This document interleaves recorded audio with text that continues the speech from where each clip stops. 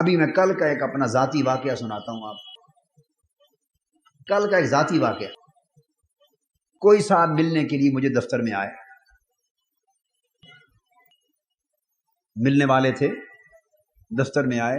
ہماری میٹنگز جاری تھی، 2-4 گھنٹے وہ ہمارے ساتھ بیٹھے رہے اپنے. میں نے کہا آپ بیٹھیے، ہماری میٹنگز ختم ہوگی تو میں آپ کو نماز ظہر کے بعد گھر جاتے ہوئے لے جاؤں گا اور دوپہر کا کھانا میرے ساتھ کھائیے، ہم وہاں بات چیت کریں گے. تو دور سے آیا ہے مہمان، بھی کھانا کھائیں گے اور آپ کی بات سن لیں، عزت افزائی ہوگی. میٹنگ سے فارغ ہوئے، نماز پڑھی، ان کو ساتھ لے گئے، کھانے پر ساتھ بٹھایا.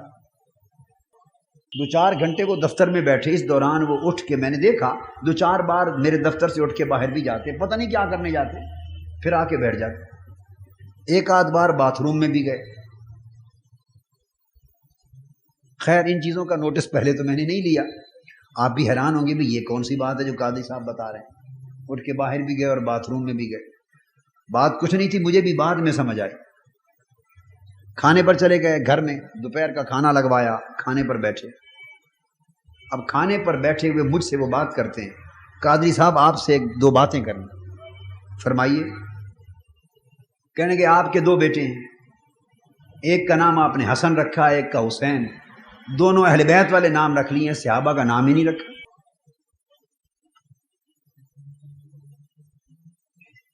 میں نے کہا آپ کو اچھے نہیں لگے یہ نام؟ آقا کے شہزادوں کے نام، حضور کی اس اولاد پاک کی نسبت سے اگر 2 بچوں کے رکھے ہیں، اچھے نہیں لگے؟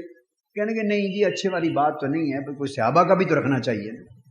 میں نے کہا ہم تو فرق کرتے ہی نہیں. ہم تو فرق، اگر یہ صحابہ کے حسن اور حسین اہل بیت بھی ہیں اور صحابی نہیں ہیں، رضی اللہ تعالیٰ عنہ صحابی نہیں.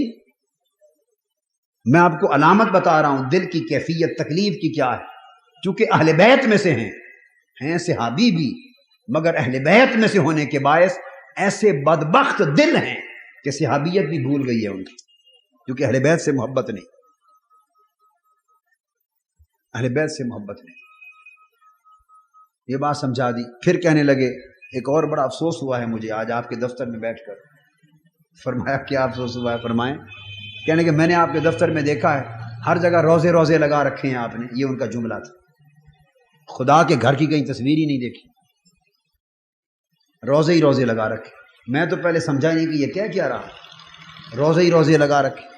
میں نے کہا کس چیز کی بات کر رہے ہیں؟ کہتے ہر جگہ رسول کے روزوں کی تصویریں ہیں اور خدا کا نام ہی کہیں نہیں.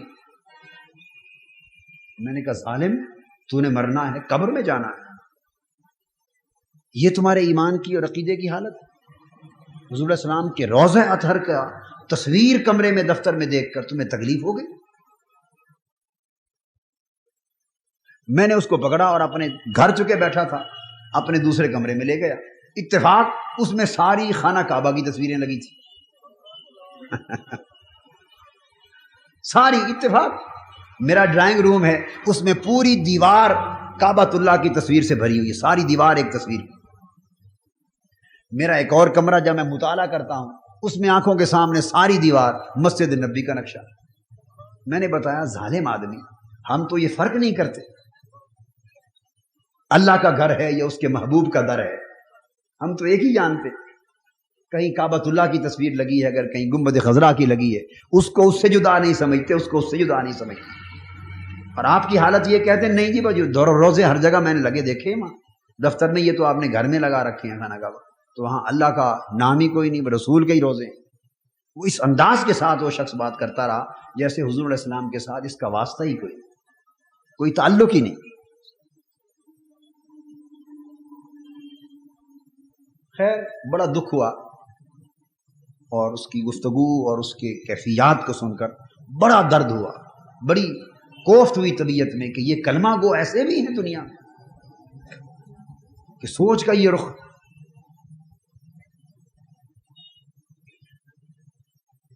اور عالم اپنا یہ ہے کہ اپنا گھر اگر اس شخص کا گھر دیکھیں تو کوئی ایک مولوی صاحب ہو گزرے، سارے گھر کے ہر کمرے میں سوائے اس مولوی صاحب کی تصویریں کے اور ملے گا ہی کچھ.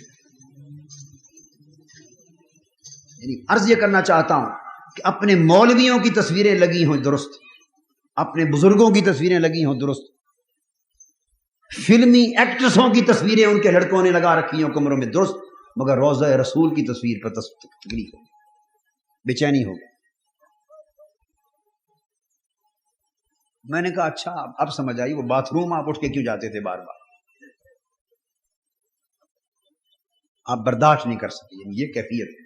علامت بتائی ہے کہ کوئی حضور علیہ السلام کی محبت کا تذکرہ ہو، شان کا تذکرہ ہو، آقا کی ذات پاک سے محبت ہو، اہل بیت پاک سے محبت ہو، خاص صحابہ کرام سے محبت ہو، یعنی جہاں جہاں محبتوں کی جگہیں ہیں، جو شخص اس محبت پر اپنے اندر ایک کیفیت تکلیف کی، گھٹن کی، پریشانی کی محسوس کرتا ہے، اس کی گھٹن کی کیفیت سے محسوس کر لو کہ اس کا ایمان اس جگہ خراب ہے۔ اہل بیت سے محبت کرنے والے سن لیں کہ جہاں اہل بیت سے محبت حق ہے، وہاں حضور کو اپنے صحابہ کرام سے بھی اسی طرح پیار ہے۔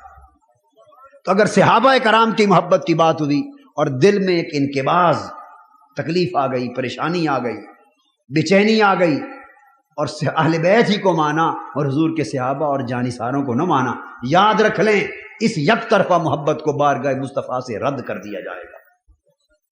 اور صحابہ سے محبت کی اور صحابہ سے پیار کیا اور صحابہ کے نعرے لگائے، اور آقا کی اہل بیت اور حسن اور حسین جن کو آقا زبان چسواتے رہے اور کندھوں کی سواریاں دیتے رہے، ان سے دل کو ٹھنڈک محسوس نہ ہوئی، تو صحابہ سے پیار کے نعرے اللہ اور اس کے رسول کی بارگاہ سے مردود کر دیے جائیں گے، قبول نہیں کیے جائیں گے۔ ایک تصور ہے اگر حضور کی ذات سے محبت ہے تو جو شے حضور سے منسوب ہے اس سے بھی محبت ہے۔